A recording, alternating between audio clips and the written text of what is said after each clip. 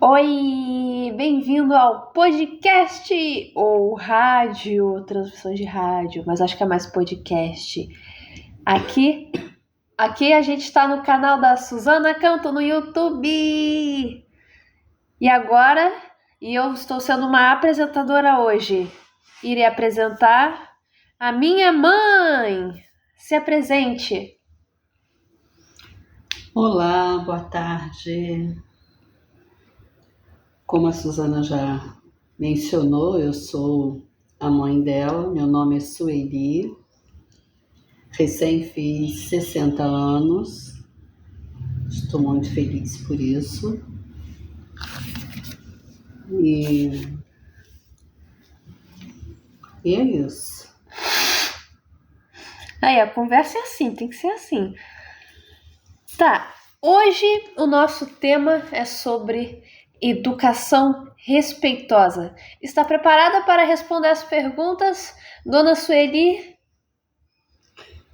Acredito que sim, preparada sim, mas eu vou tentar dar uma resposta dentro do meu conhecimento, dentro da minha experiência, que não é tão vasta, é pouca, mas eu acho que já ajuda.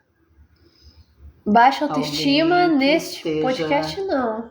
Não há uma baixa autoestima, é apenas uma verdade, porque eu não sou nenhuma profissional dentro da área de educação, então estou falando mais dentro da experiência, da intimidade de um lar, da educação que foi dada para você mesma e para os seus irmãos. Sim, Entende? entendo.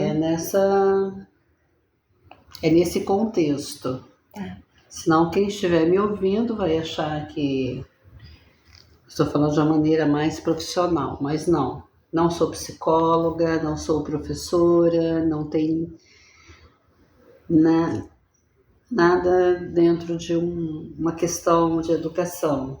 Nenhum curso. Enfim, Podemos não fazer? sou nenhuma profissional na área de educação. Tá bom. Posso começar? Mas ser mãe é uma profissional, gente. A primeira pergunta é: como era o seu lar em tempos de solteira? Pode ser desde a sua infância, pode ser o momento que você quiser da sua vida de solteira, que você saiu da sua casa para morar com o seu marido. Vulgo papai. Sim. Bom, da infância até o momento até antes do momento de eu me casar, né? O meu lar foi um lar assim, feliz, muito bacana. Venho de uma família grande, pai e mãe, e somos em 11 filhos. Portanto, eu tinha 10. Atualmente, né, eu tenho 9 irmãos. 9? Não, 8. 8 irmãos. Mas, enfim, foi assim, desde o princípio. Eu sendo a caçula, a última dos 11 filhos. Então, vivenciei irmãos já casados, irmãos adultos, irmãos próximos, da minha idade, irmãos ainda na fase da infância. Então, eu acho que foi um vasto conhecimento na época mesmo, sem eu saber direito que ali tinha um bom aprendizado. E foi assim um lar, apesar das dificuldades dos meus pais, não havia estudo, eram pessoas simples, vieram da roça. Inclusive, quando eu nasci, eles ainda moravam na roça. Eu, com 2 anos de idade, que eu fui para uma cidade próxima, do sítio, mas já era uma cidade, então acabei sendo criada em cidade, a maior parte do meu tempo. Era uma casa, sim, normal, uma casa de 3 quartos, até grande, onde ali no momento havia, eu acho que 3 irmãos meus continuaram no sítio, o restante foi para a cidade. E ali teve aquele convívio de acho que 8 pessoas mais ou menos na casa. Então daí vocês podem saber que era muito agitado, mas havia felicidade, tinha simplicidade, mas a felicidade sempre reinava. Mas detalhes.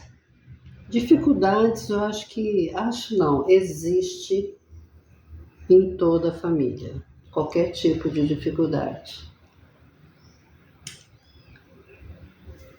Mas a questão das crianças, esse é o Qual tema. foi a pergunta mesmo? Como era o seu lar em tempos de solteira? Você sim. me contou. Na minha infância, eu tive uma infância normal, uma infância feliz. Ia para a escola, fazia as lições escolares e tinha também que ajudar em casa os seus trabalhos domésticos ali, ajudava minha mãe. Poucas vezes, mas também ajudava meu pai, que era feirante. Ia para a feira e ajudava na venda dos produtos. Mas tudo isso para criança é algo assim, tranquilo, leva até na brincadeira, é muito bom. E continuei tendo a vida assim toda a minha infância. E como eu falei antes, uma vida simples. Então a gente se divertia ali na rua mesmo, com os amigos, com os irmãos ali da rua. Íamos para nos divertir, a gente não tinha condições de ir para clube, então a gente ia para os rios, tomava banho nos rios, ia para casa de parentes, ia para os sítios de parentes. Era muito bom, muito divertido, muito feliz. Peraí, mas tem uma coisa que você me contou. Vai me lembrando então. Que você falou que a sua casa era sempre cheia, agitada, porque não tinha só os irmãos, tinha os filhos dos irmãos, sobrinhos, era muita criança e era muita gritaria. Você me falou que você cresceu ouvindo gritos e... Tá. Sim, mas não é essa forma. Por eu ser a última, então os meus irmãos mais velhos iam se tornando adultos, e enfim, chegava um momento que passava por casamento, o casamento já formava a sua família. Então a casa dos meus pais era sempre cheia e nunca estava vazia. Eram os filhos que iam lá visitá-los com a sua família, com a sua esposa, o seu marido, e os meus sobrinhos também iam, então a casa ficava muito cheia. E se estavam doentes, iam lá também, para lá, que pedia ajuda para minha mãe, para meu pai. Lembro muito bem dessa fase. E, como tinha muita criança, então, realmente tinha muita gritaria, muita brincadeira. E era isso. Só que eu não percebia antes. Mas à medida que eu fui também crescendo, eu percebi que eu não gostava muito de agitação, de muitos gritos, sabe? Era grito de criança, era grito dos pais dando bronca em criança. Se não queria comer, se a criança não queria comer, brigava com a criança. Brigava no sentido de bronquear mesmo, falar bravo. E tudo isso eu observava. Mas, sendo a última, não podia fazer nada, né? Mas foi mais um aprendizado. E na época também, né? Na época parecia que todas as famílias eram iguais. Temos 10 minutos e ainda estamos na primeira pergunta e você não respondeu. De novo, qual é a primeira pergunta? Como era o seu lar em tempo de solteiro? Vou ter que editar isso, eu vou cortar muita coisa. Sim. Como era o meu lar? Já acabei de falar. Era muito feliz. Era uma casa muito cheia.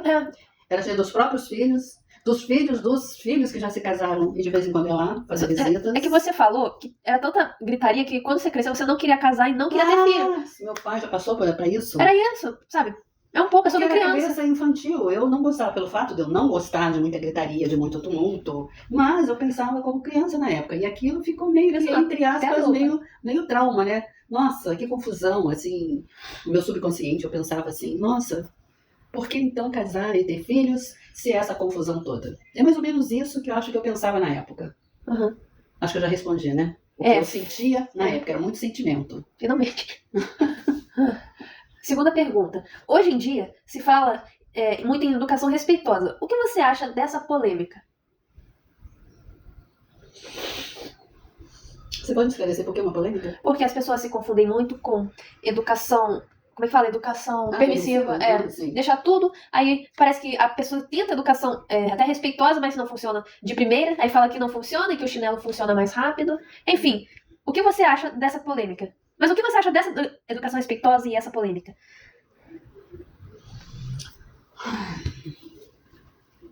Eu vou ter que cortar muita coisa. Bom, eu acho que antigamente, essa é uma visão minha, uma visão até tirando lá do momento da minha infância, pré-adolescência. Mas hoje em dia. Calma, eu vou chegar lá. Temos muitas Me perguntas. parecia que antigamente não havia assim muito respeito à criança. A criança era vista realmente como uma criança, mas é uma coisa que é pra, assim, pra de vez em quando ir lá e falar com a criança, ralhar com a criança, ou educar de uma forma muito incisiva, muito brava, ou até mesmo bater na criança, falar muito bravo com a criança, mais ou menos assim, que eu vejo como era no passado. Mas também tem uma coisa, quando eu falo isso, eu não estou dizendo que a sociedade toda, é lógico que toda exceção, toda regra tem a sua exceção. Aí passou a ter uma educação mais permissiva, achando que deixando a criança fazer tudo seria o melhor. Mas já chegou à conclusão, os especialistas em educação, que não é assim também. Quem são esses especialistas? Aí, geralmente é psicólogo, psiquiatra. Mas o que você acha, mãe? Aí veio a tal da educação respeitosa. Hoje em dia. Hoje em dia é respeitosa. A própria palavra diz, né? Você vê a criança como um ser. Um ser que também merece respeito, como nós também merecemos respeito. Um ser que tem a sua própria opinião, como nós também temos a nossa opinião. Aí requer a gente saber dar esse equilíbrio. Não ser permissiva, não ser radical, e ser, assim, respeitosa. Educação respeitosa, eu vejo dessa forma. Olhar a criança como um todo. Criança também raciocina, criança tem as suas emoções, tem os seus sentimentos. E precisa também de ter regras. Por isso que não pode ser uma educação permissiva, deixar ela fazer o que ela bem entender. A criança tem que olhar para dentro da sua família. Também ver que ela é um ser que compõe a família. E você... É um ser que também está ali para ajudar a família. E isso tem que ter uma visão generalizada. Da mesma maneira que a criança tem que ver isso, os pais também têm que olhar a criança também como uma pessoa. Então, isso aí realmente é um respeito de ambas as partes. E você já pensava nisso desde aquela época? Sim. Desde a época... Depois, sim. Aí passou com os meus 23 anos, né? Eu me casei. Aí saí da casa dos meus pais e, inclusive, saí da cidade. Não deu para continuar na minha cidade. Fui morar em outra cidade, uma cidade, inclusive, maior. Aí eu tive outra fase da minha vida. Fase de uma pessoa adulta, uma pessoa já casada. Calma. Eu acho que você já respondeu a terceira pergunta. Mas eu vou falar assim mesmo. Você, Sueli, minha mãe, mas no momento você é só Sueli, entrevistada, você já usava esse método desde os anos 90, que foi quando você foi mãe. E sem esse tipo de educação ter um nome. Por quê? Já que você já tinha essa ideia. Eu acho que você já respondeu, mas se quiser. Sim. Bom, agora eles deram o nome, né, de educação respeitosa. Você já via o que ninguém pensei. via, ou poucas pessoas viam. Sim. Eu sempre olhei para a criança como um ser humano, que precisa de tudo que eu preciso, que outras pessoas precisam, que é do carinho, do acolhimento, do amor, de ser vista, de ser compreendida. Então é assim que eu via. E quando nasceu o meu primeiro filho, foi algo assim que até foi espontâneo, foi automático. Eu comecei a educar meu filho dessa forma. Com muita paciência, com muito diálogo, porque o diálogo é imprescindível. Esse tem que ter. Mas aí muitos podem contestar, mas você vai conversar e a criança continua chorando, a criança quer bater, a criança quer cair no chão, fazer birra.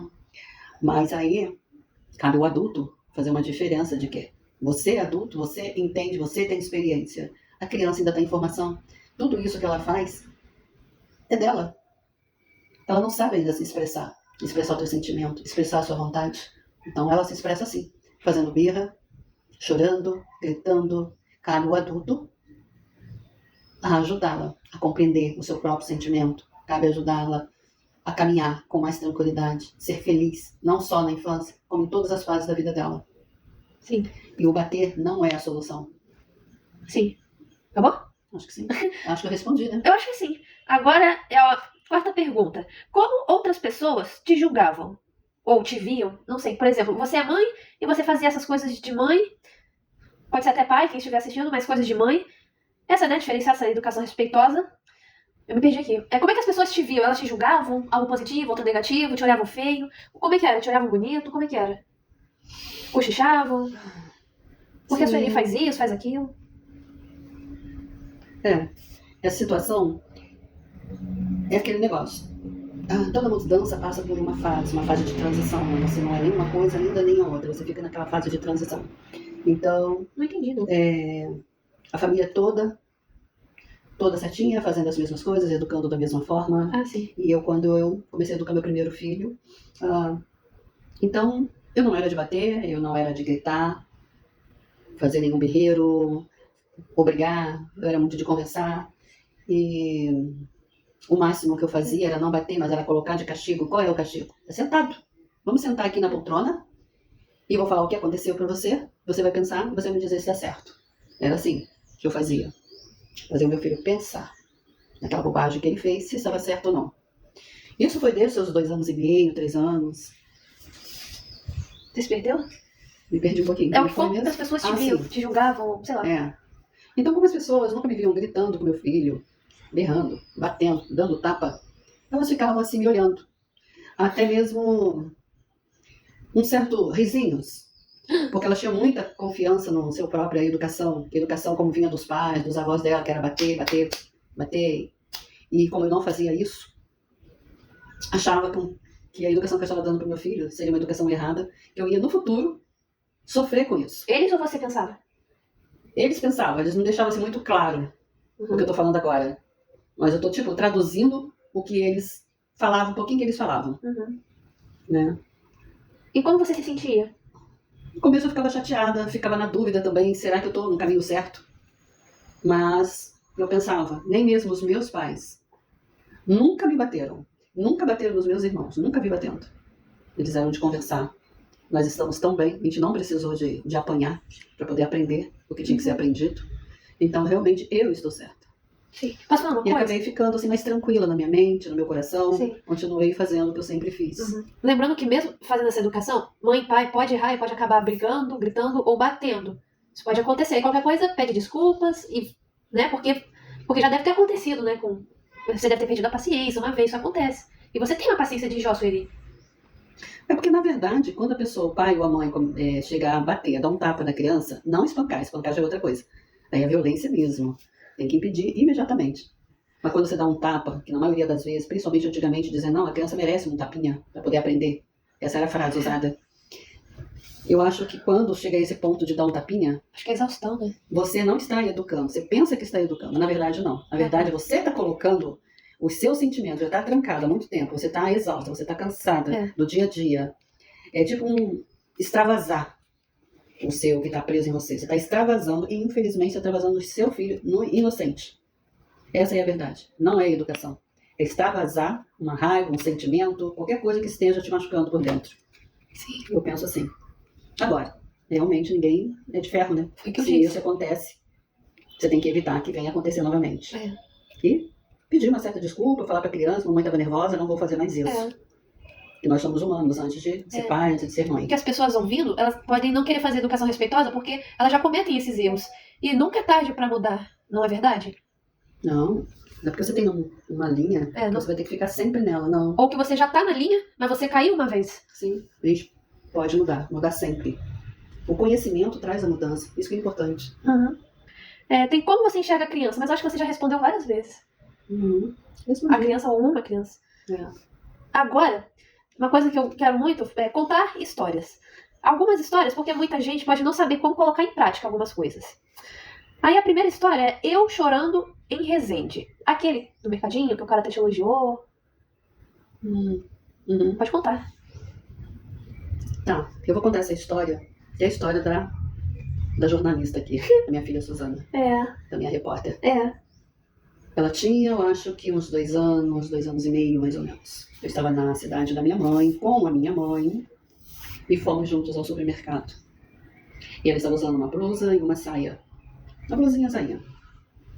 E estava muito quente, muito calor nesse dia, então ela, época de verão, assim, ela não gosta de colocar muita roupa, gosta de ficar bem à vontade, mais um shortinho e pronto. E nesse dia eu fui ao mercado com a minha mãe já é idosa, e estava grávida também do meu filho. Ah, tava? Estava. E você já saiu de casa chorando, sentindo calor, chorando muito, mas conseguindo chegar até o mercado. E no mercado, deixei a minha mãe à vontade, fazendo as compras dela, e andando por todo o mercado, e você chorando. A gente tá gravando. Pausa, Suzana. Ah, tá. Oi, gente. É que entraram aqui no meu quarto, então vamos voltar. Já tava grávida, você, pequena. Você deixou a sua mãe, deixou sua mãe fazendo compras. Sim.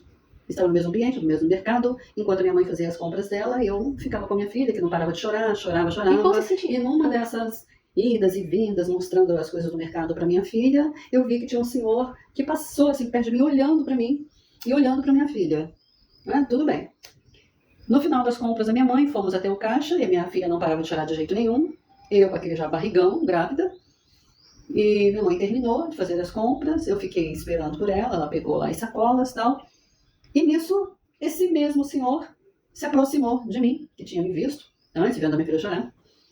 Ele se aproximou de mim e falou assim: olha, você está de parabéns, mãe. Eu me assustei até.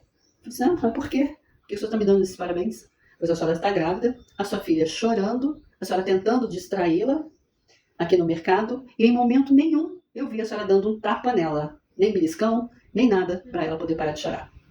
E aqui nesse supermercado eu já vi tantas vezes mãe que não só dava tapa, mas batia mesmo na criança, a criança chorando, e ela não era compreensível, e a primeira coisa que fazia era bater na criança. E a senhora nessas condições de estar grávida, a sua filha chorando bastante, a senhora ainda tentava ajudá-la, tentava distrair, e não deu nem um tapa, não fez nada para machucá-la. Pelo contrário, dava atenção para ela, tentava distraí-la, tentava entender a tua filha. Parabéns mais uma vez. Muito obrigada. E assim saí com a minha mãe, mais a minha filha, e fomos para casa. Mas peraí, mas você passou uma coisa que você me contou. O quê? Que eu tava chorando no caixa, só que você queria que eu ficasse de roupa, só que você falou assim: então eu vou tirar a sua blusa, mas você vai ficar com um shortinho. Aí eu fiquei sem blusa, aí eu não sei se eu continuei chorando, aí você tirou meu shortinho e eu fiquei só de fralda. Assim, tá vendo como ela gosta de detalhes? Saímos do mercado de chorar, e a minha mãe resolveu dar uma passadinha na farmácia. Aí fomos na farmácia. Até esse momento a minha filha ainda estava chorando. Minha mãe perguntando: o que ela tem? O que ela tem? Ela não para de chorar.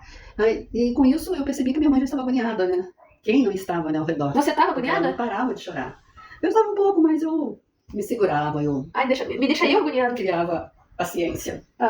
Mas foi nesse ponto, então, quando minha mãe estava na farmácia, aí eu conversei com a minha filha. Disse: vamos fazer o seguinte. Eu vou tirar a sua blusinha e você vai ficar de shortinho, só shortinho. E eu entendia? Tirei a blusa dela. Eu entendia? Entendeu.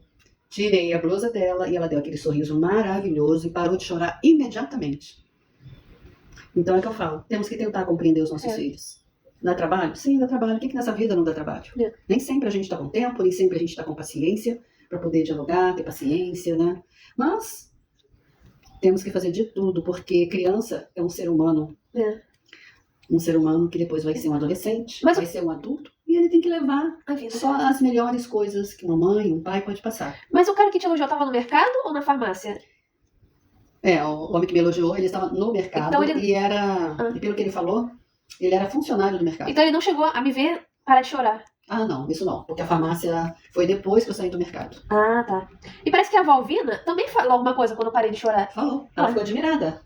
A partir do momento que eu tirei a blusa, eu falei: mãe, ela estava com muito calor, mãe. Ela tem calor demais, mais que a gente, mais que todo mundo. Tem criança que mantém a sua roupa, nem se colocasse um casaquinho, mas ainda mantém. Não faz esse escândalo todo. Mas ela não, ela sente o calor excessivo. Foi tirar a blusa. E o short? O short não foi necessário, ela entendeu que você poderia ficar de short. Então, tá. É isso. Mas ela disse alguma coisa? Experiência. Não, ela só deu um sorriso, tipo, de alívio também, né? Que ela não sabia o que ela ia fazer. Geralmente é mais mãe, né? Mãe tá sempre ali o dia todo, todos os dias com o filho, já entende um pouquinho o filho ou a filha. Já sabe um pouquinho o que fazer, o que falar. Quem tá de fora pode ser até mesmo a avó, o vô. Dificilmente sabe. Agora a segunda história, sobre aniversários, o seu método. Falamos sobre isso hoje. Eu sei. Mas o que você achou de mais interessante nessa história que eu te contei do aniversário? a gente até que era bem obediente. Ah, sim. Eu também tive sorte, né, de ter filhos maravilhosos. Sorte não, bênção. Bênçãos de Deus, sorte minha, a bênção veio pra mim. E foi muito interessante.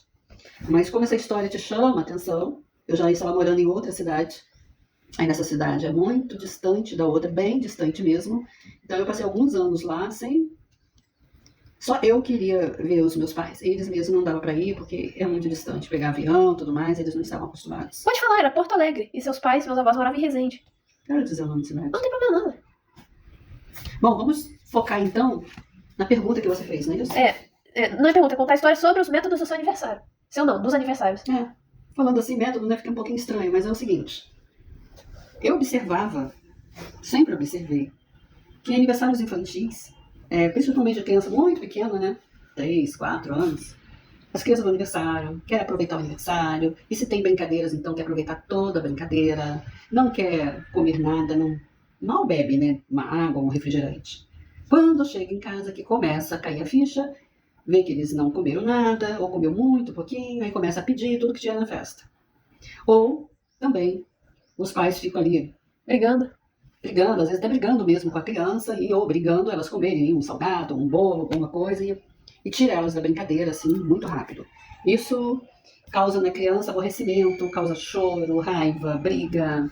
E observando essas coisas, então, o que eu fazia? Quando os meus filhos tinham convite para ir aniversário de amiguinhos, amiguinhas, eu geralmente, por exemplo, se fosse começar o aniversário umas 6 horas da tarde, 7 horas, dependendo do horário, eu já dava um pequeno jantar para cada um deles, ou um lanche reforçado para cada um deles. Aí a pergunta geralmente é assim, mas se vai no aniversário, por que você dá o jantar e o lanche? Porque a criança, se você entrar na mente da criança, elas não focam no que elas querem comer, mas elas só querem brincar. Então eu já, como dizia minha mãe, eu já forro o estômago deles, a barriguinha deles com a comida. também botava pra dormir, né? Aí chegam lá no aniversário, já bonitinho, arrumadinhos, cumprimenta o aniversariante, dá um abraço, entrega o presente, e assim eles vão pra brincadeira. Você levava eles até o aniversariante, você que ensinar primeiro a falar com o aniversariante. Sim, ainda faz parte da educação, nada chegar e sair correndo. Então, se você vai no aniversário, você vai falar com o aniversariante primeiro, vai dar um abraço no amigo, na amiga, vai entregar o presente. Você levava a gente até ele, procurava. Levava até eles, isso mesmo. E depois mandava pra brincar. E depois você agora vocês vão brincar. E eu ficava tranquila, brinca, até cansar. Quando eu via que estava cansado. Mas aí também entra a personalidade de cada filho que você tem. Uns já são mais tranquilos, vamos dizer, até mais obedientes. Outros já são mais agitados, sabe? Então vai depender de cada um. E eu tinha as duas personalidades. Eu estava a brincar bastante. Quando eu sentia que aquele que era mais agitado já estava dando sinal de cansaço, eu me aproximava deles e falava: vocês estão com fome? Querem comer salgado? Querem beber refrigerante? Muitas vezes eles falavam que não. Não, que queria brincar. Então estava focando muito na brincadeira. Mas assim, eu marcava. Então daqui meia hora ou daqui 1 hora, eu volto aqui e vocês vão parar com a brincadeira para lanchar. Então esse era um aviso que eu dava pro subconsciente dele já ficar sabendo que qualquer momento eu ia chegar lá para eles irem lanchar. Quando eu estava aproximando, mais ou menos do horário, o que eu fazia? Geralmente, em festinha tem um garçom, tal, eu ia pedir 2 pratinhos com os salgadinhos, o refrigerante que eles gostavam. Hoje em dia fala-se muito que não pode dar refrigerante para criança, né? Mas naquela época não se falava tanto e os aniversários eram regados de refrigerante. Mas é isso.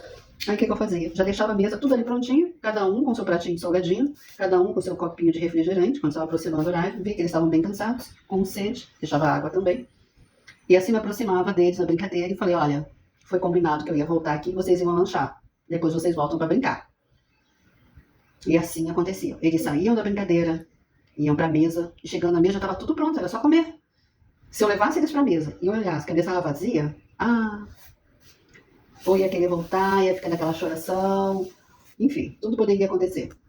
Então eu preferia deixar tudo pronto. Chegava, comia, até mesmo para o descanso, descansava enquanto estava comendo, enquanto estava bebendo a sua água, o seu refrigerante. Ali era o momento deles descansarem também. E depois, eles me falavam: não, agora eu não quero mais. Você já está descansado já? O que você quer fazer agora? Eu quero voltar a brincar. Outra hora, um fala: não, eu quero descansar um pouco mais, eu quero comer um pouco mais. Tudo bem também. E riam.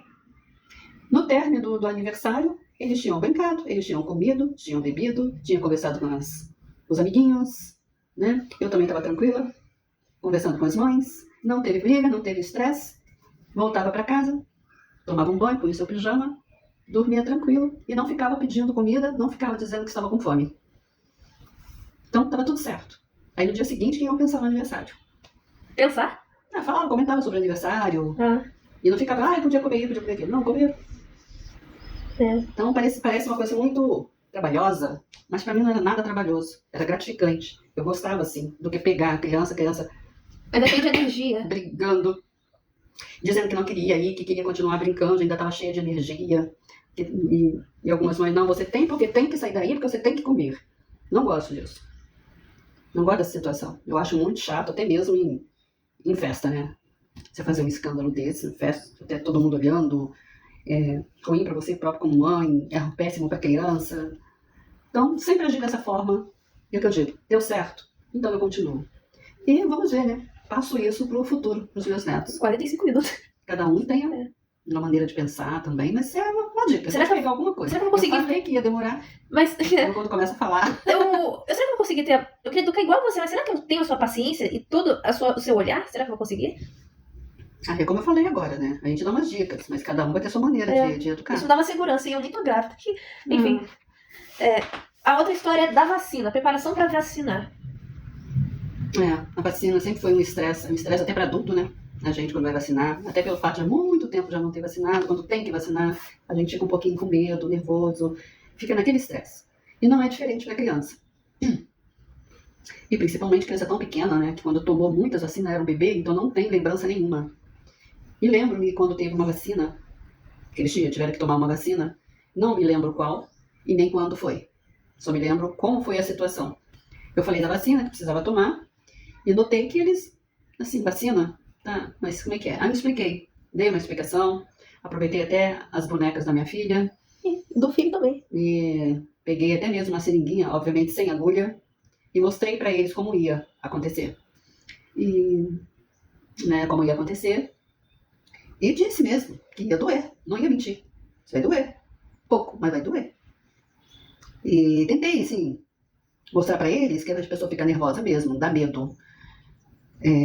Mas que tudo isso que ia acontecer é para o bem deles, que eles não iam pegar uma determinada doença, que ia, né, não ia poder brincar. Entrei no mundo deles para poder ter um entendimento melhor. E assim foi. Então, quando eles chegaram a ter que tomar mesmo a vacina, eles já sabiam de tudo que ia acontecer, inclusive da dor. Uhum. Mas que seria uma dor rápida. Sim. Então, no dia mesmo de vacinar, peraí. Teve tudo que eu falei. Teve choro, teve nervoso, teve estresse. Mas eles pelo menos sabiam o que ia acontecer. Não fugiram, não gritaram. Chorou normal quando aplicou a vacina e dói mesmo e chora. Mas não ficaram chorando com antecedência. Enquanto tinha muita criança que chorava até antes de tomar a vacina. Mas você pulou etapas. Você me falou. Eu só tenho que resumir porque o vídeo tá enorme. Não tem problema. Como não tem? Tem que fazer 2, 3 partes aí. Primeiro, eu peguei minha boneca. Meu irmão pegou o boneco dele, não sei. Era o que? O Hulk? O Hulk. Aí, eram nossos filhinhos. A gente levava lá, fazia uma filinha, levava e você colocava a seringa. Até aí tudo bem. Aí depois você fazia com a gente. E até eu ia, você dava um belisco, mas não esse belisco de doer. É tipo um apertãozinho no braço pra saber como é. E pronto. E você falou que fez algumas vezes, até um dia antes de tomar a vacina. Sim, eu simulei isso pra vocês saberem. Porque tinha muitos anos que vocês não tomavam essa vacina. Enquanto era bebê, até os seus 2 anos era direto. Depois ficou um bom tempo sem tomar. Sim. Acabou? Acabou. Agora, que eu peguei um tic-tac de cabelo na escola. Tic-tac, hein? Ou presilha de cabelo.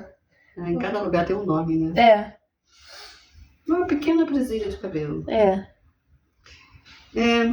Na escolinha que a minha filha estudava, sempre assim em frente à escola, tinha-se umas banquinhas onde vendia várias coisinhas para quando as meninas saíssem da escola, fosse lá. E o que gostava, os pais compravam. Só que a minha filha passou ali na banca, olhou, vi que ela pegou, gostou de uma presilha e tal. E daqui a pouco eu falei, vamos embora então, porque tá na hora, já vai ficar tarde. E fomos. Aí, de repente, eu vi que ela estava com uma presilha no cabelo. Eu perguntei, mas peraí, o que essa presilha está fazendo aqui? E ela, tadinha, tão inocente, falou, eu peguei. Ali na moça que tá com a barraca cheia daquelas coisas, eu gostei, eu peguei e pus no cabelo. Aí eu falei, você pagou? Não, você falou que gelou. Sim, aí eu fiquei preocupada, né? Mas como assim? Peguei, pus no cabelo e fui embora. Mas você era tão pequena, eu comecei a conversar com você. E você deu essa explicação, muito inocente. Eu falei assim, mas você pagou? Eu falei, não. Ela te deu? Eu falei, não. Então por que você pegou? Mas não era para pegar? Eu falei, não, minha filha. A moça ali, ela coloca aquelas coisas que tem ali na banca para vender, porque ela precisa ganhar o dinheirinho dela. Você falou assim pra mim, que você já contou essa história antes. Você falou assim, ela não tá brincando de casinha. Ela tá vendendo pra ela comprar o arrozinho e o feijãozinho pra casa dela. Isso, também. Eu não lembro o que eu falei lá na época. Mas eu quis mostrar para você que ela ali, ela não está brincando de ser vendedora. Ela vende porque ela precisa. Sim. É uma profissão dela, ela é vendedora. Então, se ela está vendendo, a gente, se interessar por alguma coisa que ela esteja vendendo, a gente tem que pagar. Aí fui com você até a banca. A gente voltou pra escola. Aí eu te dei o dinheiro e falei, então você vai perguntar o preço não, calma. E vai pagar. Você falou com a moça sobre o que aconteceu, ela entendeu. Sim. E aí você falou que pegou a carteira, ficou demorando para o dinheiro pra ver, né? Não sei, você demorou de propósito, mexendo na carteira. Depois você pegou o dinheiro, deu na minha mão pra eu pagar a moça. Foi? Então foi assim. Tem coisa assim que... eu gosto de tudo esmiuçado. Detalhes passa, né? Agora é a última história. Como era ser mãe atípica sem saber? O contexto é que a entrevistadora, tem TEA, transtorno do espectro autista.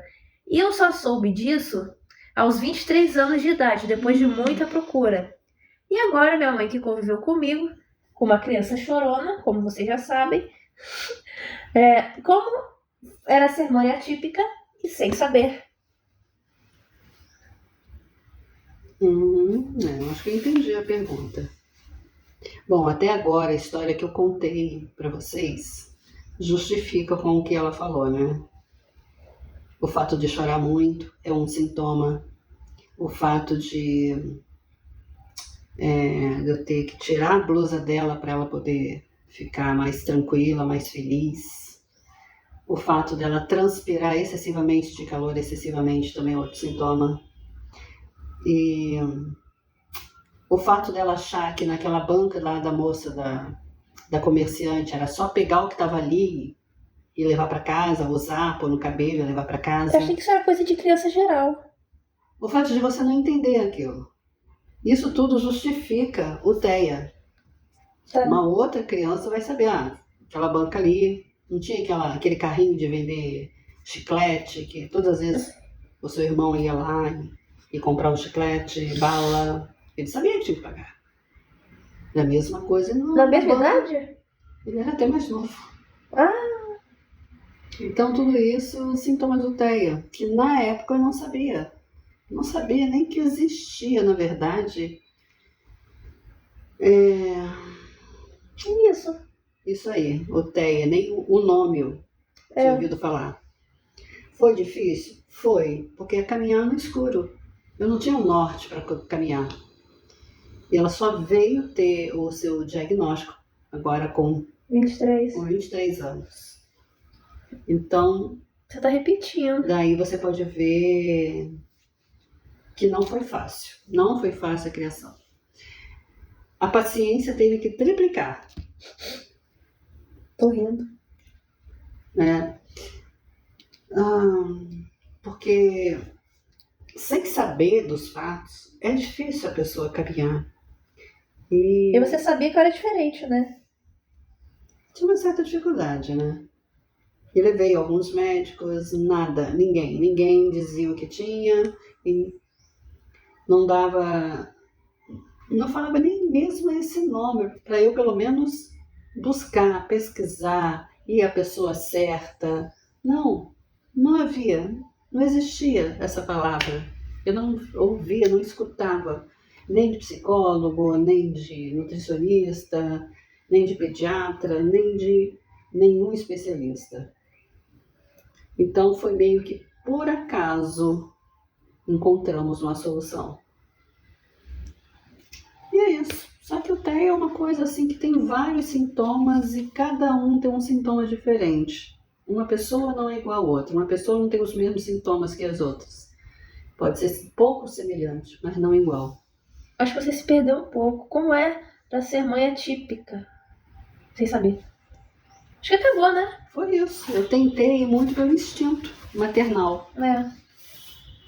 Porque sabia exatamente o que estava acontecendo, eu não sabia. Sabia que tinha alguma coisa, mas não sabia o quê. Ah, sim. Eu não sei se eu fui clara nessa entrevista da minha filha, mas eu tentei. Um beijo. Obrigada por ouvir. É que quando a gente tá conversando, ela fala tudo muito bonitinho, explicadinho, sem, digamos, enrolação. Você acha que eu me enrolei? Não, então, quando você tá conversando comigo, você detalha a história, você detalha direitinho. Mas eu Só que não muito, calma, assim, eu acho que calma, pelo tempo mamãe, que me deixou. Mas mamãe, calma. Só que quando a gente fazia as perguntas, você não respondia detalhadamente, você dava um contorno, você detalhava o contorno, não detalhava o alvo. E quando a gente conversa sozinha, você detalha bem o alvo, e o contorno é mais raso. Aí quando tá sendo entrevistada é o contrário, mas é porque você fica um pouco nervosa. Tem um pouquinho de nervosismo, sim. E agora eu irei animar, porque isso aí vai ser um vídeo animado. E hoje é dia 22 de setembro de 2024. Então, eu não sei quando vou terminar tudo isso, quando vai ser postado. Mas é isso, gente. Se inscrevam no canal Suzana Canto e tchau.